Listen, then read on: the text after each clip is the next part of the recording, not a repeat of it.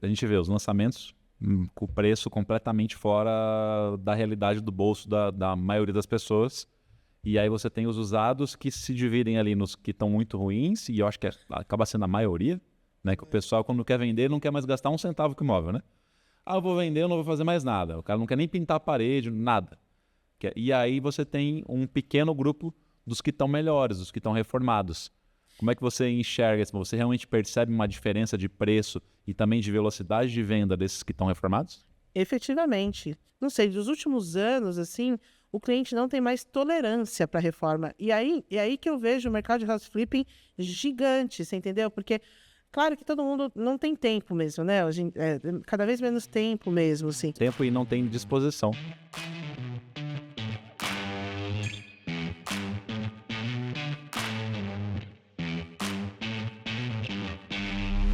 Sejam muito bem-vindos a mais um episódio do Flippercast, o podcast que aborda mercado imobiliário sempre de uma forma leve para você entender tudo de uma forma muito tranquila. E hoje eu estou recebendo aqui uma convidada que é flipper. Eu adoro receber, eu sempre convido os flippers, às vezes vem o pessoal aí que vocês conhecem e tal, mas vem gente também que vocês não conhecem que eu quero apresentar para vocês. E hoje temos aqui Luciana Queira. Muito bem-vinda, Luciana. Obrigada pelo convite, viu? A Luciana que é arquiteta, corretora e flipper, né? Luciana, eu te trouxe aqui porque eu quero que você conte um pouquinho como que foi o teu trajeto, né, de virar arquiteta, corretora. Por quê? Porque muitas pessoas que estão ouvindo, às vezes estão num momento semelhante ao seu ou que você estava um tempo atrás, e você contando a sua história, você pode ajudar essas pessoas a entenderem para onde elas têm que ir. Então, conta um pouquinho para a gente aí como é que foi o teu início de carreira profissional e mesmo que não tenha sido direto com o mercado imobiliário, mas como é que você foi construindo, como é que as coisas foram acontecendo na sua vida? Então, eu muito cedo, desde adolescente, eu quis ser arquiteta. Eu achei que era assim, já enxerguei a arquitetura como uma possibilidade para minha vida, né? Assim, porque na verdade, sim, acho que a gente vem de uma família assim que acaba tendo um pouco de vocação mais para as artes, né? E eu sempre tive esse incômodo de não querer ser só artes plásticas, de querer ir para essa área, né? Ou querer ir para, sei lá, para um artesanato, alguma coisa assim. A gente que gosta tem habilidades manuais, essas coisas assim. E eu achei que a arquitetura aliava essas coisas. Então, né, lá perto da época de definir o que era, a arquitetura é legal.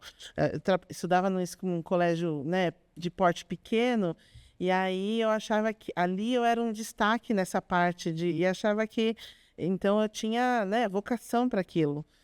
E aí adorei fazer arquitetura, na verdade, assim, o curso para mim foi muito útil.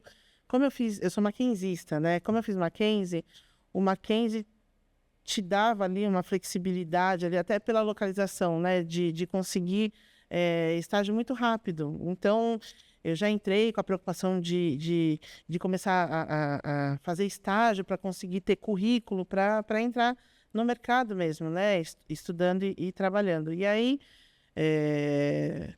fui fazendo isso.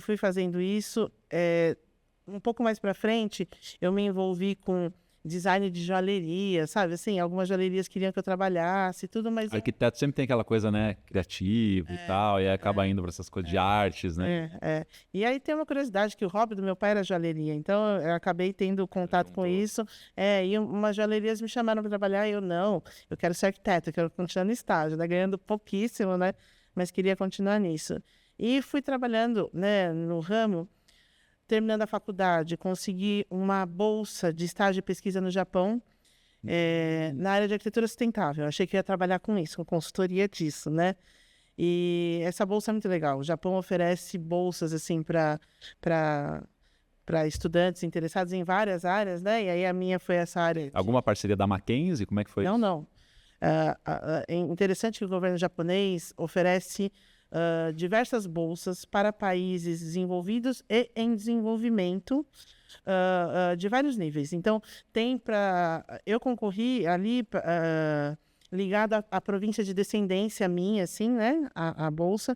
Mas existem bolsas com validade de mestrado, existem bolsas de estágios mais curtos dos programas da JICA. São muito legais, assim, são vários tipos de programas e não só para descendentes, assim, para muitos assim brasileiros que dominam a língua japonesa, Hoje né? existe ainda essas bolsas, esses programas? Existem. Diminuiu muito. A gente sabe que diminuiu muito porque eu faço parte, assim, né? Acompanho a Associação dos Ex-Bolsistas. Assim, a gente é uma comunidade muito organizada, né? Assim, e aí, o que aconteceu? Eles oferecem essas bolsas e é uma vivência, né, que você tem lá, assim, que realmente não tem preço, assim, né? Então, eu fiquei lá, não chegou a um ano, foram 10 meses de bolsa. O governo americano, o governo japonês paga tudo, né, assim, pra gente. E aí eu estagiei no governo da província, em escritório de arquitetura, fiquei essa parte de pesquisa em universidade lá e o que eles faziam? Eles levavam muita gente em loco para ver as soluções que a gente queria ver. Então, assim, tudo muito ligado a meio ambiente. No começo, no governo, quando eu acompanhei os trabalhos da província, né, do governo da província, e depois estágios. E aí, muito interessante, porque o tema da minha bolsa lá, eu queria muito saber as soluções sustentáveis que estavam em vigor, né, porque o Brasil não tinha praticamente nada. Tinha aqueles painéis de aquecimento de água só dos telhados, né, assim. E o Japão é fantástico. Imagina, minha bolsa foi em 2003 e a gente já tinha bairros funcionando, parte da energia elétrica gerada por biomassa. Tinha essas coisas. Você já tinha aquelas pás eólicas domésticas, né, pequenas para casas. Então, as soluções fotovoltaicas não são como são hoje, mas elas já tinham um grande volume. As escolas acho que do ensino fundamental, são todas modelo. Então, as escolas tinham soluções sustentáveis, a madeira, o tipo de construção, o ar-condicionado também, um ar-condicionado natural, que você passa serpentina pela terra. A gente ficou vivenciando isso. Várias soluções. Por exemplo, por que no Japão você vê aquelas fotinhos do pescador dentro da cidade, no córregozinho pescando? Porque realmente no Japão você não descarta esgoto direto no rio, você tem estação de esgoto em cada bairro. É uma coisa absurda, assim, né? Então, essa vivência foi muito legal. Só que aí você volta para a realidade, né? Você volta para a realidade e vê que você não vai trabalhar nem como... Ali você já estava formada já? Já formada.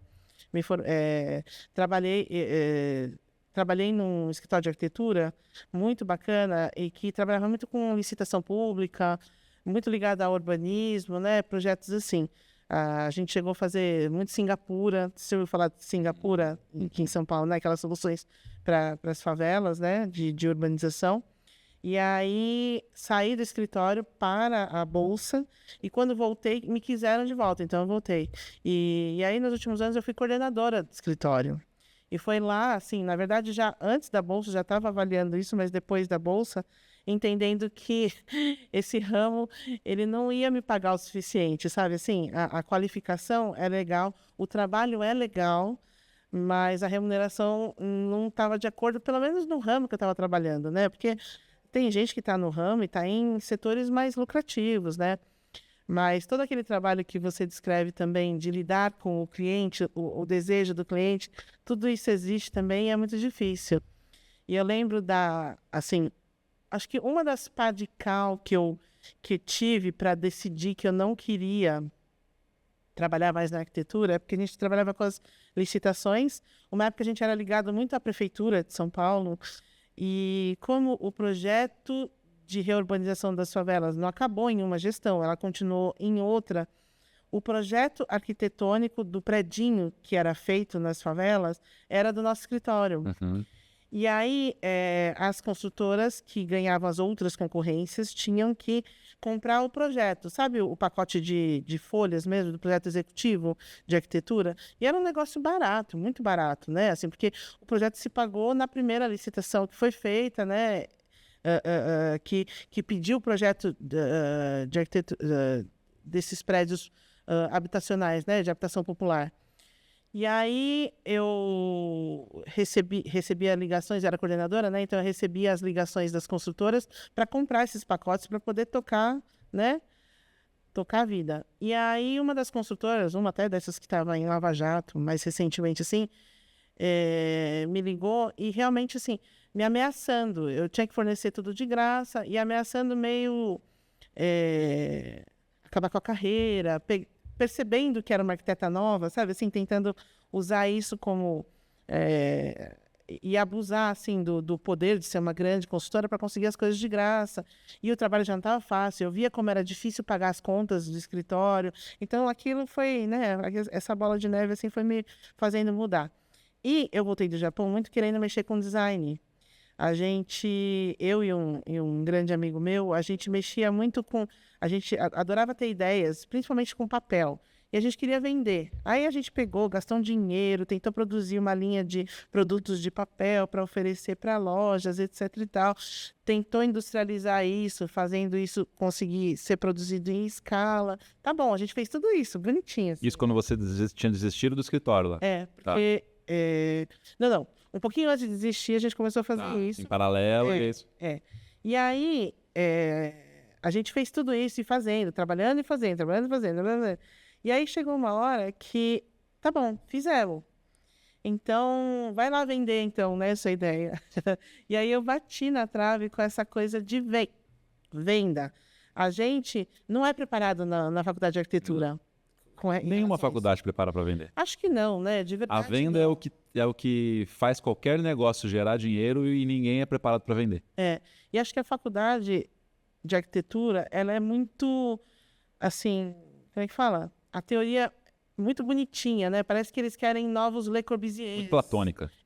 Eles querem novos Oscar Niemeyer. Eles querem arquitetos para vencer concursos de arquitetura na Europa. Isso, exatamente. Para fazer o novo Museu de Barcelona. Para fazer. Isso mesmo. E não o cara que vai ser útil para a sociedade. E aí é engraçado, porque você passa... assim, o arquiteto com quem eu trabalhava, né? O Nadir Meserani, ele é um arquiteto que ele era muito conhecido. Que já é um arquiteto mais velho, né? Que trabalha desde os seus 20 e poucos anos, está atuando ainda. E aí, assim, tem projetos memoráveis, né? E aí, só que foi de uma geração, você deve ter acompanhado, estudado na faculdade também, uma geração muito frutífera, né? Que arquiteto saía da faculdade tinha trabalho, né? Assim, aquela era pós-Brasília, não é? Não sei, infraestrutura, o Brasil precisava de muita infraestrutura, arquiteto tinha trabalho, né? Tanto que a gente tinha um grande escritório aqui em São Paulo, e que era o sonho dos arquitetos trabalhar nesse escritório, fora os escritórios particulares, assim, né? E aí, enfim, a gente sai da faculdade e entende que não é isso, né? Assim, o dia a dia é bem mais... É outra que eu falo, vai fazer o lavabo do primo, vai fazer É isso. É isso mesmo. É isso que acontece. E aí, você falou, teve essa geração, né, que tinha trabalho para arquiteto e tal. Em algum momento no Brasil entenderam que o arquiteto ele era decorador. E aí a pessoa ela fala, não, eu contrato o engenheiro para construir e o arquiteto quando eu quero decorar. E aí ficou nessa. E aí eu acho que os arquitetos, para se posicionarem dentro desse mercado, porque muitas vezes você vê que o arquiteto que faz o interior ganha muito mais do que o arquiteto que planeja o prédio inteiro. Aconteceu isso. A minha geração é a geração que saiu e a Casa Cor era o ápice. Então era isso. E aí, assim, os meus colegas de faculdade que foram para essa área começaram a ganhar muito mais dinheiro do que eu. Agora, tem uma curiosidade aqui, a gente sabe.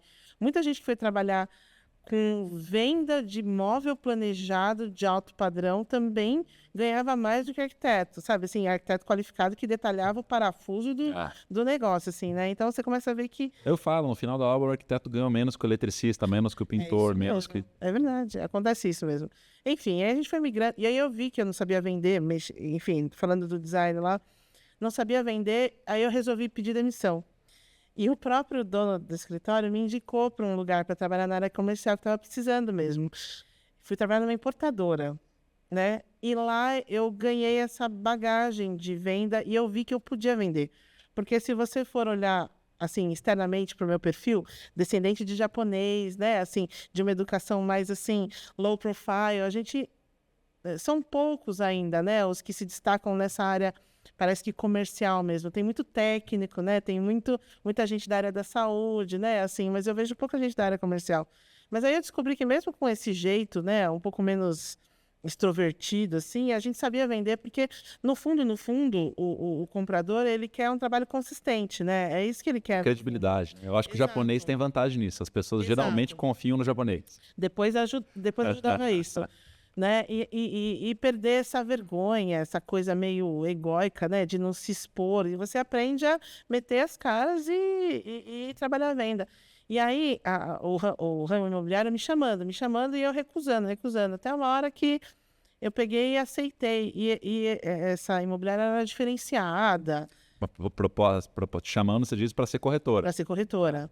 Eu achei que se eu não desse certo com a imobiliária, com a importadora onde eu trabalhava, né, assim, eu ia trabalhar nesse ramo de imóveis planejados, que era, eu falei, eu estava vendo gente ganhando mais dinheiro do que eu tive estagiárias que vieram desse ramo comercial e que estavam frustradas trabalhando com a gente porque sabiam que ganhavam mais na loja de imóvel de layout de escritório. Ganhava mais, não de layout de escritório. Né? Imagina trabalhar nas tops que atendem o mercado assim, né? Com comissionamento. Então, mas aí a imobiliária me chamou e eu, sem querer, né, fui induzida a ir para o mercado imobiliário e peguei aquele boom imobiliário que teve de 2000, assim, que começou no final de 2009 para 2010, foi quando eu entrei no mercado mesmo, assim, né? E aí o mercado era a imobiliária era uma das vanguardistas com um sistema bom, então vendia muito, o cliente fidelizava, voltava, indicava, batia na porta, né? O cliente batia na porta. E não existia ainda um Zap com a força que existe hoje, não existia essas coisas, né? Os portais, né? Ainda estava começando, isso foi Era muito evoluindo. capilarizado nas imobiliárias, muito... Isso. Então, o concorrente da gente eram as imobiliárias concorrentes mesmo, né? Era isso. Só que, desde muito cedo, alguns colegas, até assim, eu já sabia disso, mais ou menos, mas eu tive alguns colegas, assim, corretores, que olhavam para mim, porque eu era nova para o mercado. Por que você veio para cá? Porque tem muito corretor que vai por falta de opção também para o ramo, né? Assim, e eu fui, assim, induzida a trabalhar na área comercial porque eu queria ganhar o comissionamento. Eu entendia que eu sabia trabalhar muito, entendeu? E que eu virava. Então, eu queria ganhar proporcional àquilo. E o comissionamento imobiliário é um dos que melhor paga nesse sentido, né? Então, eu falei, eu vou trabalhar com isso. Isso vai me render melhor, né, do que o salário. Não estou aqui dependente de trabalho, não quero ficar dependente só de CLT. Até interessante você falar de comissionamento, porque muitas pessoas olham para o corretor, o corretor vai levar 6%. Só que, na verdade, não, porque 6% é pagamento para a imobiliária e aí tem a distribuição. Como é que funciona isso para as pessoas entenderem melhor? Porque eu acho que, realmente, a pessoa olha o corretor e fala, nossa, ele levou 6%. E não é assim. Não é. Na verdade, o comissionamento, acho que base de toda a imobiliária, começa a partir de 30% para o corretor. E vai escalonando conforme o VGV daquele corretor. Vendeu tanto em determinado período, então, comissionamento Metas, dele... né? É isso, metas. Atingiu meta, ganha mais. Ganha mais. E naquela fase, até 2014, era crescente esse negócio, porque realmente os preços, imóvel de 70 mil, um ano e meio depois, valia 300, né? Por causa dessa valorização que começou a haver, né, no mercado. Então, a gente tinha essas metas e podia chegar até, pelo menos onde eu trabalhava, não chegava a 50%, chegava a 45%. Entendeu? Então, a gente chegava ali, se você vender, mas eram metas bem altas, assim, né? Mais ou menos assim, de 15 milhões, né? De VGV. É que 15 milhões em 2010 é outra realidade. 15 milhões hoje a gente vê como, né, mais corriqueiro, mas naquela época eram valores realmente altos, assim. E aí você chegava no 45%. E aí também tem a parte que você vai ganhando daqui e dali da captação dos imóveis, assim, né? Você ganha é quase como um ficheiro. Não sei se você sabe o que é o ficheiro no mercado. O ficheiro é um cara que sai vendendo, literalmente, fichas para as imobiliárias dos imóveis que estão à venda no mercado. Porque antes, como é que você sabia que o imóvel estava na praça? Se não fosse o próprio proprietário ligar, ou o zelador, porteiro, alguém te entregar aquela informação. Existiam essas pessoas que saíam, tinham bons relacionamentos com portarias, etc e tal, e aí vendiam essas informações para as imobiliárias e ganhavam, mas ganham um troquinho ali, assim, né? E quando a gente captava, a gente ganhava melhor e esse dinheiro vinha para a gente a mais, ajudava a completar um pouquinho, assim, né? Essa renda do comissionamento, assim, era isso. E em que momento você começou a abrir os olhos para os imóveis ali que estavam precisando de reforma e tal, e você entendeu que, pô, se reformasse dava para vender por um valor maior? Eu vou falar assim que no começo eu não entendia muito, né, do mercado em geral. E aí o mercado o mercado se vendia. Era imóvel ruim, era imóvel bom.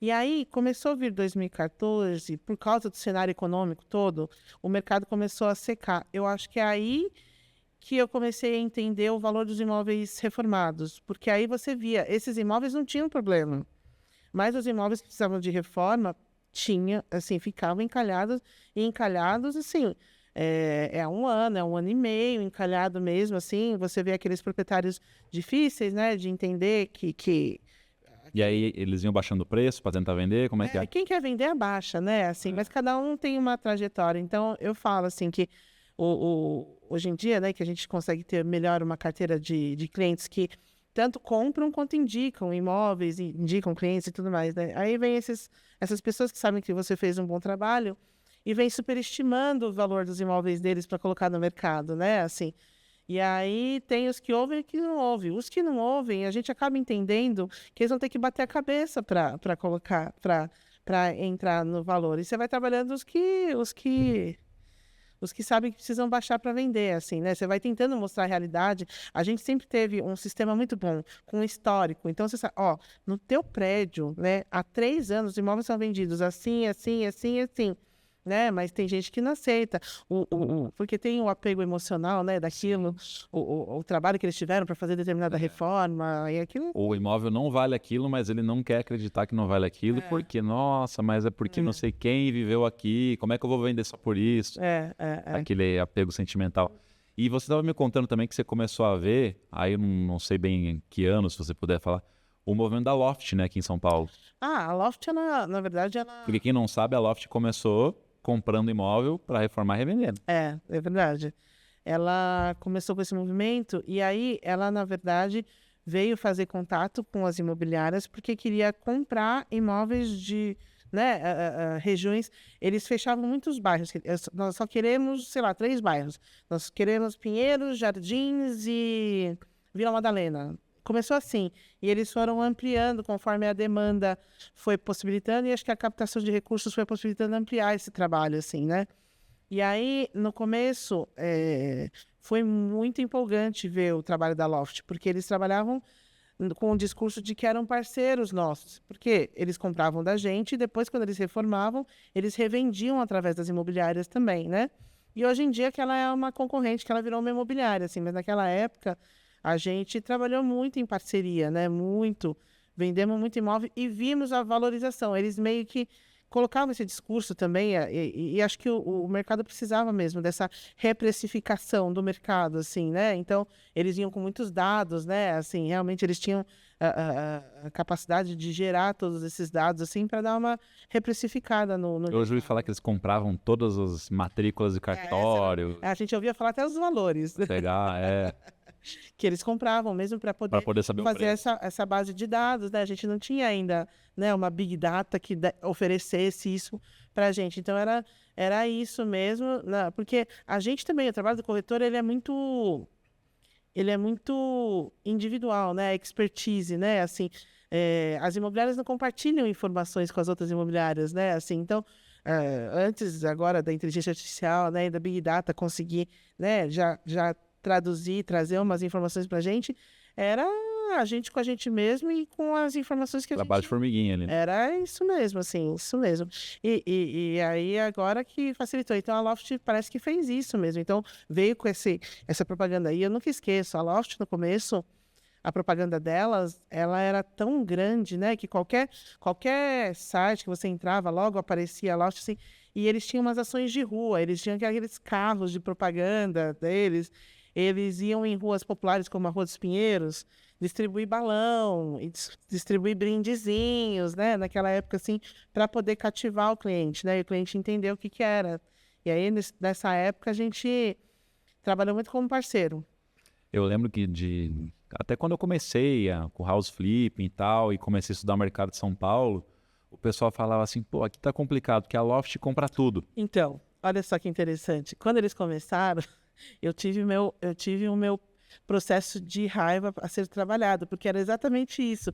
Falei, meu Deus, eles vão acabar com esse mercado de reforma, que é o que eu sempre quis fazer antes de te conhecer, só que não tinha uma palavra tão bacana que fosse de fácil interpretação. Mas era o que eu queria fazer, eu sabia que isso existia, esse mercado existia, porque sempre existiu aqueles investidores pequenos que compravam e revendiam, só que é pequeno, né? Então é um a um, e você não sabe dos dados deles, né? Você não tem acesso aos dados, o quanto eles lucraram com aquela compra. Aí, a gente começou a conhecer antes da Loft, tá? Antes, aliás, né? Um dos donos da Loft o brasileiro, né? Ele trabalhava com isso no alto padrão, né? Nos Jardins, né? Então, a gente tinha ele como cliente, né? Ele comprava os imóveis para reformar e revender. E ficavam lindos, maravilhosos, era alto padrão mesmo, assim, né? E ele focava muito em bairro nobre. Então, assim, que eu me lembro, ele trabalhava jardins, né? E aí a gente conheceu outras empresas e sempre muito nichadas, né? Porque você vai ficando expertise daquele pedaço que você trabalha. Então, por exemplo, tem uma empresa muito legal que trabalha em parceria com a gente, porque ela não virou imobiliária, ela vende os imóveis também, eventualmente, mas ela trabalha em parceria com a gente, que trabalha naquela região de Higienópolis, de um jeito muito bacana, fazendo a tradução da história, porque Higienópolis você tem que gostar de história um pouco, né? Valorizar aquelas construções, Artaxo, aquelas coisas todas. E ela sabia dar esse toque, né, arquitetônico, assim, e a gente sabia que a reforma era de muita qualidade. Então, a gente vendia de boca cheia, oferecendo para o cliente, porque a gente sabia que até a infra de ar-condicionado estava pronta, entendeu? E que 100% da hidráulica e da elétrica era reformada. E nunca vinha com marcenaria, né? A marcenaria, no máximo, ali, o gabinete da cozinha, alguma coisa... Que é como eu falo, né? E, não, curioso que eu não sei se você conhecia eles, mas você fazia exatamente a mesma coisa. Por isso eu cheguei nisso com tentativa e erro. Eu fiz com, fiz sem, eu falei assim, é melhor. E aí chegamos, por exemplo, né, dando um pulo, né, nessa cronologia, mas eu cheguei em você, que quando eu vi você falando do seu método, eu falei, gente, é exatamente aquilo que eu sempre vivenciei e eu queria algumas ferramentas que você estava vendendo. Quais eram as ferramentas principais? As informações, a gente, paralelamente, trilhou o caminho. Você trilhou esse caminho, né, da arquitetura, de abrir o escritório, ver as dificuldades, aquelas coisas todas, e eu vim por outro lado, assim, mas cada um entendendo as dificuldades do mercado. E aí você vem com... Você falou que você era engenheiro de produção, você sabia fazer planilha. Eu preciso da planilha, né? Era a primeira coisa que eu precisava. Precisava das planilhas. Precisava dos contratos que você falou, que você também bateu cabeça, pagou advogado. Lembra de tudo isso você falando assim? E que você tinha essas ferramentas já prontas naquele curso. E aí eu falei, gente, era isso que eu precisava. Por quê?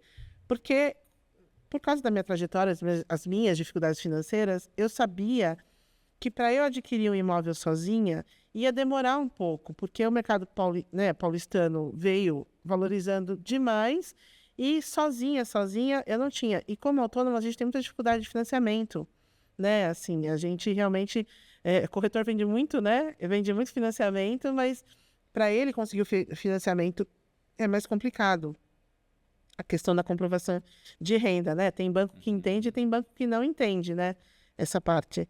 E aí, eu vi numa dessas empresas que a gente trabalhava em parceria, que já fazia um house flipping que não tinha esse nome, eu tive a oportunidade de acompanhar a venda de um imóvel desses e eu vi a matrícula. Eu vi ali anotado a hipoteca referente à reforma. Opa, é isso. Mas será que é só nesse modelo? Porque, e aí, o que eu pensava? Que cliente vai aceitar, né? Eu sair vindo com dinheiro da reforma e gravar aquilo na matrícula, né? Assim. E aí você falou que veio com outros modelos, né? Assim, com outras possibilidades de fazer cota, de fazer parceria e tudo mais, entendeu? Foi isso. Exatamente. Às vezes você não tem o dinheiro para comprar o imóvel. Isso. Mas você consegue, sabendo que tipo de imóvel comprar, como é que faz a reforma, como é que faz toda essa administração, você pode trabalhar como um prestador de serviço para o investidor, e aí você faz cotas desse imóvel. Isso. Então, o investimento para comprar, reformar vai ser 500 mil. Você faz 10 cotas de 50 mil e acha os investidores. E aí você pode entrar com uma cota também ou não, e você tem um percentual de lucro no final. E você disse que até antes mesmo de me conhecer, você já acompanhava, já gostava muito. Já... Eu cheguei a fazer reuniões com amigos, possíveis investidores, para ver se a gente não montava um grupo. Muito arquiteto, muita gente da arquitetura... Com a ideia de comprar imóvel para reformar. Reformar e revender. Aí a gente teve algumas reuniões, assim, mas a insegurança... E eu sempre, assim, vendia com muita certeza que o mercado imobiliário pagaria, né? Mas quem é da arquitetura, né, na verdade, está distante disso, assim, né? Assim, então, e aí, no fundo, todo mundo no seu corre do dia a dia, né, para pagar suas contas, a gente nunca formou realmente o grupo para fazer isso, porque eu via algumas pessoas que eram grupos, né, fazendo isso no mercado também, e aí eu tentei fazer isso meio, né, do meu jeito, assim.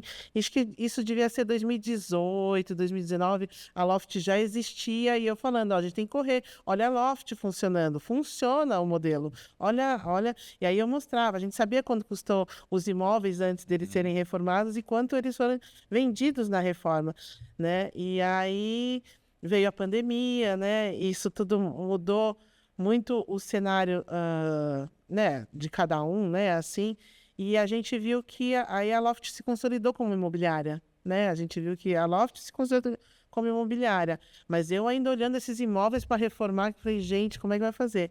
E aí, né, assim, vi o teu curso, Eu assisti. E lá dentro, fora das ferramentas, planilhas e tal, o que mais que você achou que te abriu assim a cabeça para outras coisas, de conteúdo que você viu ali? Do conteúdo, você tem aquelas lives, né, que eu gosto muito do material, assim, né, às vezes eu não tenho tempo, eu não assisti todas, viu, não assisti todas, né, que realmente, graças a Deus, é um material bem vasto, né, eu achei curioso, assim, porque você não é nem aquele vendedor que fala, tenho tantas horas de material vendendo, né, não sei o que, mas tem, né, tem muito material, assim. E aí eu fui muito... É porque eu divido ali entre essas lives, que aí é conteúdo quase que infinito, e o conteúdo de base, que aí ali é muito objetivo. Então, se você pega, senta e maratona, você consegue em pouco tempo já saber o que tem que fazer. Isso, exatamente. Eu primeiro fui nisso, tá? Maratonei para poder, né, entrar em ação. E aí, nessa fase, não sei se quantas turmas você já tinha montado, mas essa turma, essa comunidade que foi formada daquela época foi muito ativa. A gente conversou muito, tanto que eu conheci Mila, conheci várias pessoas da comunidade para a gente conversar e tentar, né, gerar ali um relacionamento para virar uma parceria mesmo, assim. E foi lá do começo mesmo, assim, né? E aí eu falei, gente, vai dar certo, né? Assim, vai dar certo. E aí a gente vendo vários casos de sucesso, né? Mas aí eu fui enfrentar como corretora atendendo os flippers, né? Atendendo os flippers, assim. E os flippers são pessoas que são de áreas diversas, assim, né? De áreas diversas.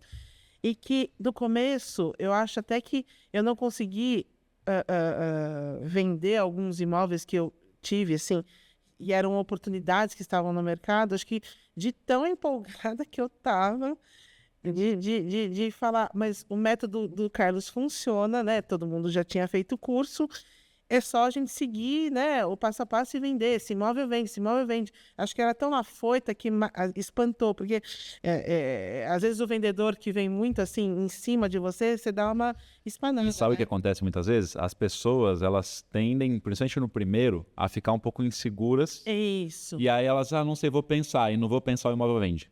Não, era o que acontecia. E aí, não vou, vendeu. Era o que acontecia. Achou o imóvel, você tem que, é agora, não dá para ficar... Época. E assim, quantos clientes queriam acreditar em mim, mas eles me queriam como cotista e eu não estava em condições financeiras de entrar como cotista.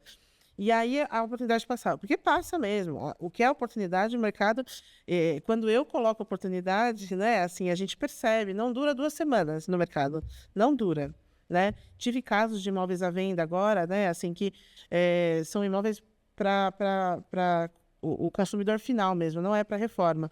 Mas eu falei, eu estudei muito o mercado e coloquei no preço. Eu falei, é este valor. O vendedor na época falou, não podemos, né?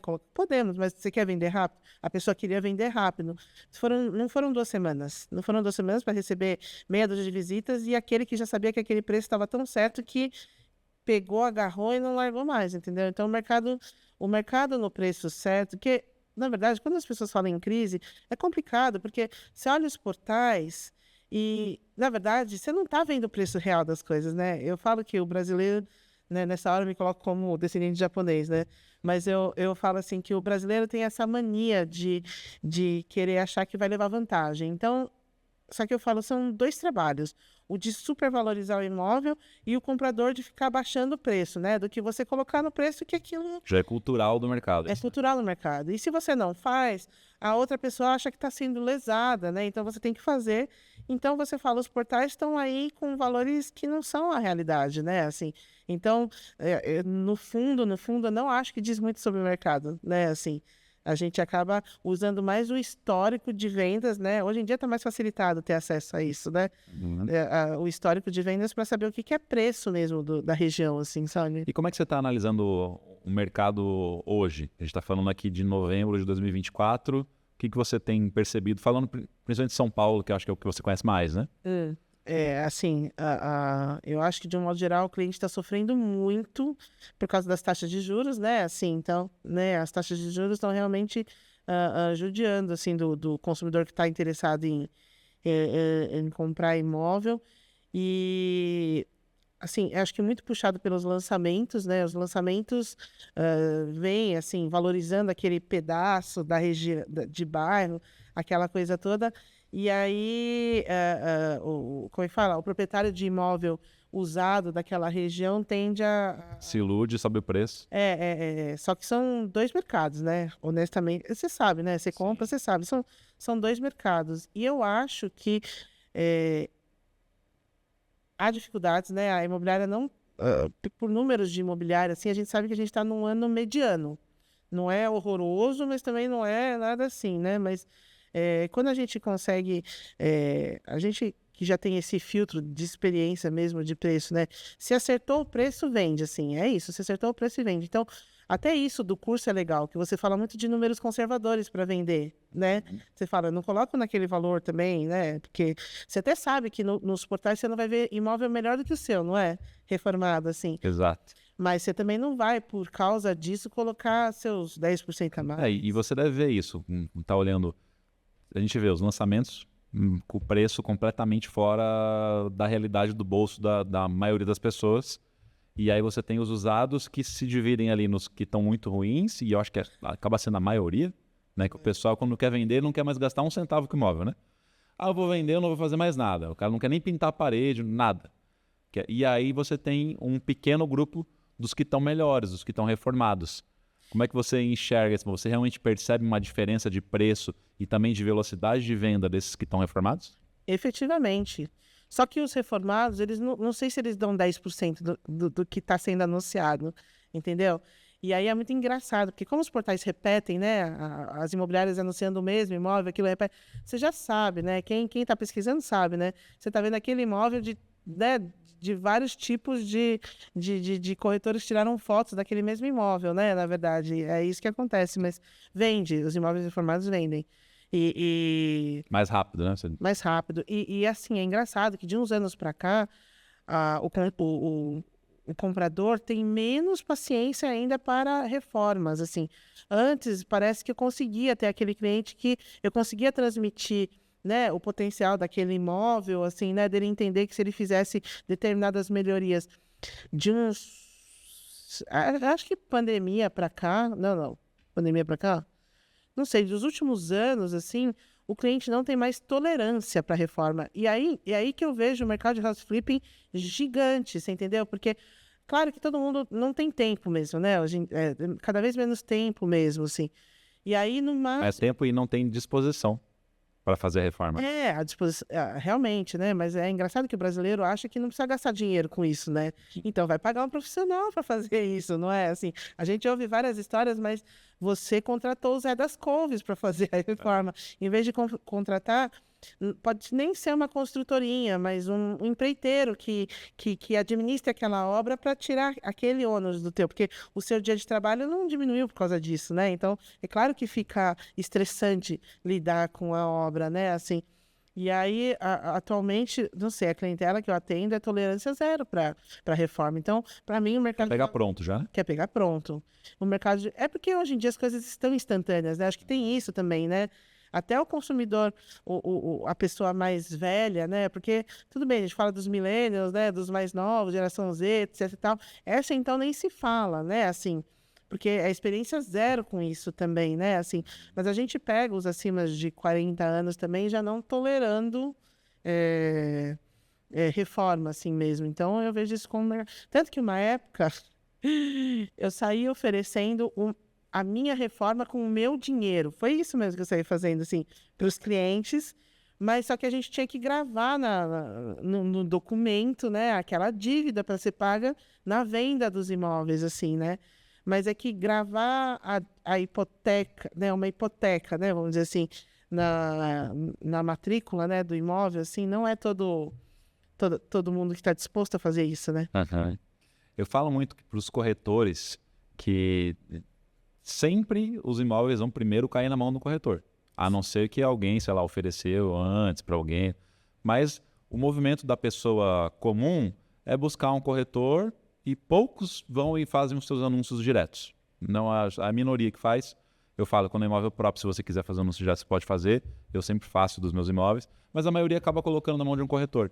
E muitas vezes é aquela família que está com imóvel de herança, que não quer fazer nada com aquele imóvel, só quer botar o dinheiro no bolso e tal. Chama um corretor, vende isso aí, veja aí o preço, se livra e tal. E o corretor é a primeira pessoa que recebe aquele imóvel. Ele poderia comprar esse imóvel, fazer a reforma e aí vender reformado por um valor muito maior e muito mais rápido. Só que eu vejo ainda muita resistência dos corretores. Tanto é que quando eu vou ver imóvel que precisa de reforma, muitas vezes o corretor atende até de má vontade, porque fala, esse imóvel ninguém vai querer, que está precisando e tal. E até, o corretor não sabe ver o potencial dos imóveis e tal. O fato de você ser arquiteta te ajuda muito Ajuda. a entender esse potencial. Então, você observa daqui para frente, vamos dizer assim, dentro da sua carreira, essa oportunidade de você conseguindo finalmente juntar um grupo de investidores ou ter mais dinheiro seu, você mesmo aproveitar esses imóveis e fazer o seu próprio flipping? Sim. O caminho vai ser exatamente por aí, assim, entendeu? Então, vim me estruturando melhor, né, para poder realmente... Porque, né, como é que fala? A minha corrida, depois de fazer seu curso, é virar cotista. Foi isso, você entendeu? Então, eu vim me estruturando para fazer isso daqui para frente, assim, entendeu? Porque, realmente, a gente vê os imóveis primeiro do que o cliente e vê o potencial deles. Eu acho que como arquiteta ajuda mesmo. Eu acho que essa minha carreira... Foi muito legal, assim, aliar a arquitetura sempre no atendimento. Para quanto cliente que eu não fiz croquis, assim, ali básico, claro que eu não vou fazer um projeto básico para o cliente, mas eu fazia aquele croquis para ele entender o que ele ia poder fazer, né? Porque, né, assim, já vendi imóvel que tinha 3 dormitórios, mas que o cliente precisava de 4, sabe? Esse tipo de coisa. Mas na hora que você consegue explicar, olha aqui o módulo da estrutura do prédio, como é que ela funciona, dá para fazer para você. Então, eu já fiz muito isso, assim, né? Usando a arquitetura. E agora, como focada mesmo no house flipping mesmo, assim, eu quero ampliar isso. Quando eu entrei nesse mercado, eu sabia que isso era a tendência do que aconteceria, porque a gente... não sei se você acompanhava, né? Mas os programas americanos, né? Que vendem isso. Eu sempre fui... Nossa obra. Ai, sempre amei acompanhar essas coisas. Só que como você sabe que o mercado lá é muito diferente daqui, né? Como é o trabalho do corretor lá, né? Assim, como é que faz, né? Como é que faz? Então, eu só via essa coisa do construir, do reformar, né? Porque também tem essa área da construção também, né? Assim, eu tive parentes, né? Amigos, assim, que foram para esse lado da... Inicialmente era o que eu pretendia também. Mas aí o problema era, demorava muito o retorno, muita burocracia, porque a gente como arquiteto sabe que aprovar coisa em prefeitura é um saco. Então. E aí quando eu vi a reforma, eu falei, bom, na reforma eu não preciso aprovar nada, né? Alguns municípios só são mais exigentes, mas a maioria não precisa aprovar nada. Basicamente, eu vejo o pessoal indo procurar muito região metropolitana ou interior. É mais simples do que São Paulo, né? É mais simples do que São Paulo. Exatamente. Exatamente, porque você ter esse resultado rápido... E você sabe que esses dias alguém veio com um ponto de vista que eu achei interessante. Ele falou assim, cara, você sabe que eu acho que é o mais legal do house flipping? Porque é algo... indo pelo lado da sustentabilidade, que você falou lá do Japão e tal, é algo que é sustentável, porque pensa, daqui a pouco você tem os imóveis ficando super antigos, super, né? Ao invés de ter que destruir aquilo e refazer, você está recuperando. E eu estou vendo hoje até uma tendência, e até um modelo de negócio que está surgindo, que é de recuperar prédios inteiros. O retrofit? Indo para o retrofit. Em São Paulo tem muitas regiões que eles pegam prédios inteiros, compram o prédio inteiro, ou os condomínios às vezes fazem lá uma sociedade e recuperam o prédio inteiro. O que a gente faz numa escala menor, pensando no investidor, né, comum, procure prédios mais antigos, mas que ainda estão muito bons, só que o apartamento ainda está, né, naquele estado original, que já ficou para trás e tal, e recupera aquele apartamento. Existem umas empresas que fazem isso, né? A gente acompanha, né? Já acompanhei, né? Vendendo, tentando oferecer algumas empresas disso. Tem algumas que fazem, mas acompanhei, assim. Mas é realmente...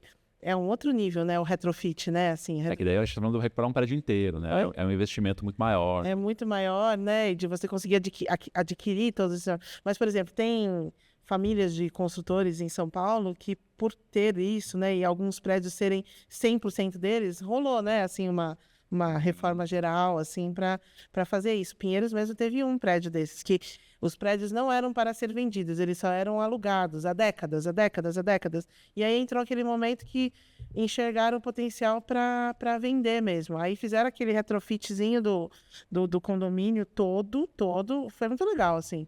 E aí eu acompanhei esse período de venda, assim, existe mesmo. E realmente, se for pensar, é mais sustentável mesmo, né? Agora a gente está investindo em um aqui no Brooklyn, que é um prédio também mais antigo, só que a portaria está sendo reformada, o elevador foi trocado, reformaram a piscina, pintaram toda uma quadra. Então você vê essa preocupação. Eu gosto de falar muito disso, né? Se você é aquele condômino chato que quando vai na reunião de condomínio sempre é contra as reformas ou é contra fazer, né, aquele fundo de reserva, saiba que você está desvalorizando o teu patrimônio, porque a área comum também faz parte do imóvel, né? Total. Por isso que é aquilo que eu falo. E você deve reparar muito disso também. Não adianta o apartamento estar perfeito e a área comum estar ruim, porque a área comum vai assustar o comprador. Até você fala no teu curso, né? O que não dá para mudar... O que você não pode melhorar já deve ser bom. Isso, o que não deve melhorar já deve ser bom. É exatamente isso, exatamente isso. E a gente sabe, por exemplo, e aí, né, assim, eu uso esse exercício para os clientes. Os clientes vêm com a internet mandando os anúncios. Esse não é legal? Você não me ofereceu esse. Você não me ofereceu esse. E aí você já tem essa bagagem de entender. Esse condomínio não presta, esse condomínio não presta, esse daqui não presta no sentido de estar muito desgastado. E aí, assim, sem manutenção. Sem manutenção, exatamente. Tem muito. Não tem problema ser antigo. O problema é não ter manutenção. Exato. E às vezes, né, você tem realmente alguns problemas de condomínios, né, difíceis para você poder fazer todo esse trabalho. A gente já sabe e no fundo a gente evita, porque o meu cliente comprador um dia vai ser o vendedor, né? Assim, eu vou vender. Então, até era uma das coisas que eu falava para os flippers na comunidade. Eu falei, gente, eu estou oferecendo um imóvel que eu vou ter que vender. Então, se ele não fosse bom de verdade para fazer a reforma e revender valorizado, não seria eu que ofereceria, porque eu vou ter o trabalho de vender, né, esse imóvel, assim, né? Mas, no fundo, a gente fica sabendo muito disso dos condomínios de São Paulo, né? Cada bairro tem as suas nuances, assim, né? A gente conhece, né? E você falou da comunidade ali, é legal, eu gosto sempre de destacar, que as pessoas ficam, às vezes, eu não conheço arquiteto, e lá dentro tem todas essas pessoas. Né? Parece que o teu curso atrai muito arquiteto, né? Tem bastante arquiteto. Mas você sabe que não são a maioria. Mas eu achei curioso que, pelo menos no grupo que eu entrei, eu percebi que acho que, a princípio, não haviam corretores. Só eu. Só tem eu aqui de corretora, né? No meio daquela turma, especificamente. Aí, conforme as turmas vieram vindo e a comunidade foi aumentando, eu vi que vieram entrando alguns... Mas eu ainda acho pouco. Os corretores ainda são muito cabeça dura para isso ainda. É engraçado, eles não conseguem se ver como o investidor ou a pessoa que viabiliza o investimento. Eles ainda se veem muito só como uma parte do processo, quando eles poderiam dominar toda a parte do processo. Exatamente. E ter um percentual do negócio. Exatamente. Eles ficam ainda muito, né? Eu vejo muito corretor vai falar comigo assim, Carlos, tem um imóvel, se você quiser mostrar para algum aluno teu, por que você não aprende a viabilizar e você faz? Né? Então eu acho que fica um pouco dessa limitação. E eu estou explorando esse mercado. Uma, porque todo mundo já tem esse olhar aberto, né? O pessoal da comunidade, esse olhar aberto para a reforma dos imóveis, né? Que precisam de reforma, né? Então, já é um canal, porque o cliente final que eu atendo, assim, para falar de reforma, hoje em dia é muito difícil, hein? Aí, é tão difícil que uma época eu também fui entender de crédito... como é que é? Crédito com empréstimo com garantia imóvel. Isso. Empréstimo com garantia imóvel. Fui entender taxa, fui entender parcelamento, fui entender tudo, carência, para oferecer para os vendedores. Falar assim, sabe? Você não quer fazer isso, né? Porque como eu achei que estava complicado colocar o meu dinheiro na reforma, né? Eu comecei a falar, olha, apareceu essa solução no mercado. Olha as fintechs, olha os bancos tradicionais, todos têm, né, essa opção para oferecer para estudar, né? Claro que é a pessoa que está assumindo, né, um empréstimo ali, assim. Então, muitos estão estudando a viabilidade de fazer isso para poder... E aí você sai com um certo lucro. Você tomou dinheiro emprestado, né, através da garantia imóvel, mas vai lucrar um pouquinho na venda também. Exato. E para quem ainda tem dúvidas ou tem seus questionamentos, como eu vejo muito assim, mas como é que você vê o house flipping daqui para frente? Será que isso aí vai continuar ou é só uma onda e tal? Eu costumo falar que se você pensar que cada terreno que subir um prédio, daqui 15, 20 anos, são dezenas de apartamentos para reformar, a tendência é que o mercado para house flipping cresça cada vez mais. Algumas pessoas são céticas e falam assim, mas eu dei uma olhada, e é aquela olhada bem de má vontade, e não vi muita oportunidade. Então, a pessoa que está pensando nesse mercado e que ainda tem um certo receio, o que você diria para essa pessoa? É muito interessante, porque a gente vê mesmo, né, pessoas questionando isso, né? Mas eu acho esse trabalho infinito. Não sei, assim, infinito. Ele realmente, ele é autossustentável, né? Assim, você sempre vai ter... e a tendência é você ter cada vez mais mesmo, né? Imóveis precisando disso, né? Precisando desse trabalho de recuperação mesmo, assim.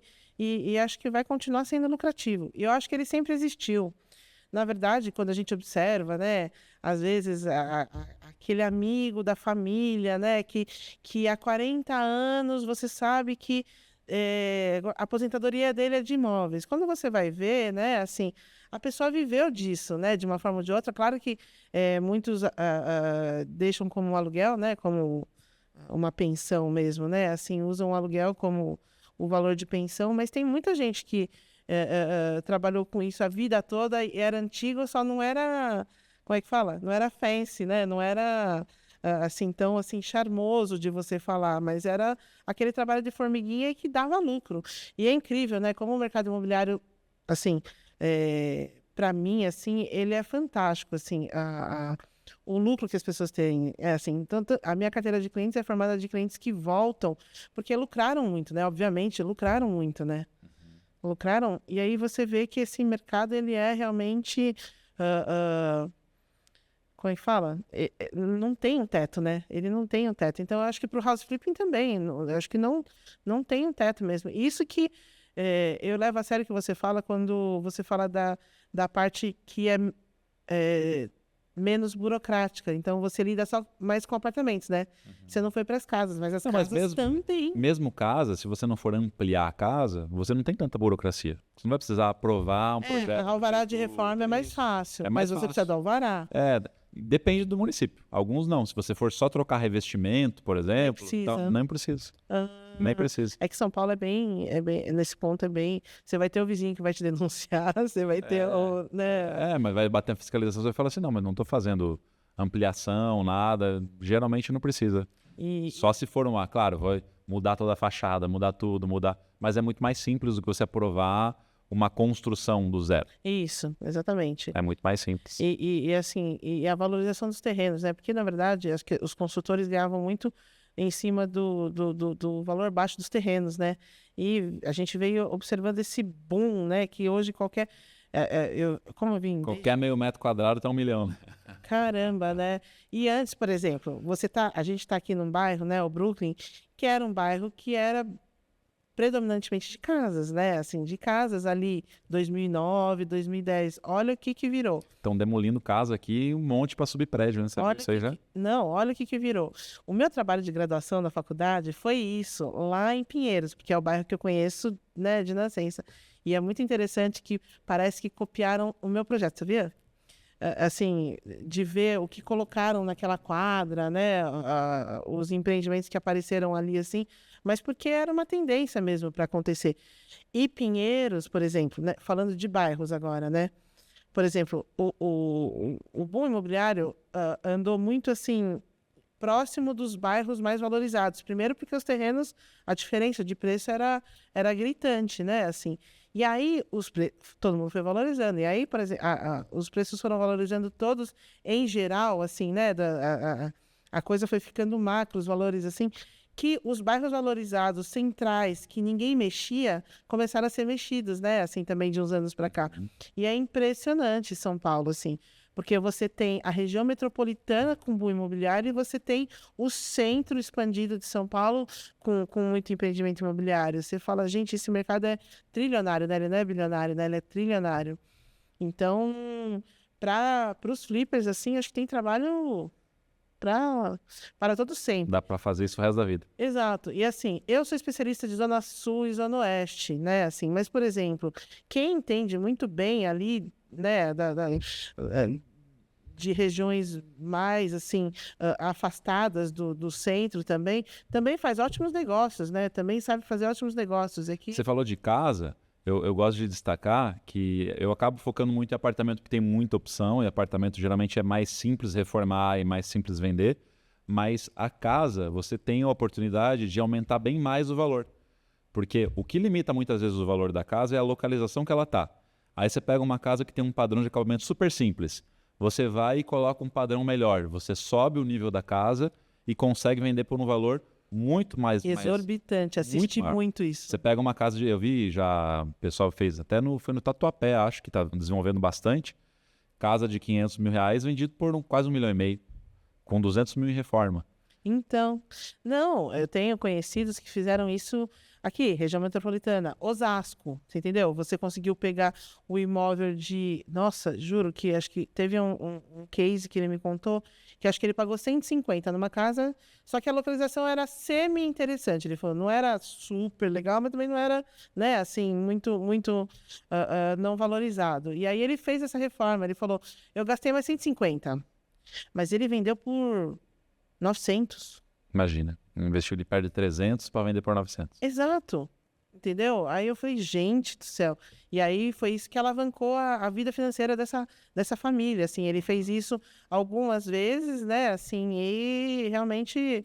Só que a gente veio acompanhando ao longo desses anos essa valorização de terreno. Você não compra mais uma casinha, né, nesse valor e consegue, assim, não dentro de São Paulo. Então, o que eu falo é assim, interior. A oportunidade continua igual, porque você continua conseguindo a valorização. O problema é que agora você precisa um pouco mais de dinheiro para começar. Isso. Então, muitas vezes aquela pessoa que fica assim, eu vou começar isso depois que esse ano eu não tenho tempo, né?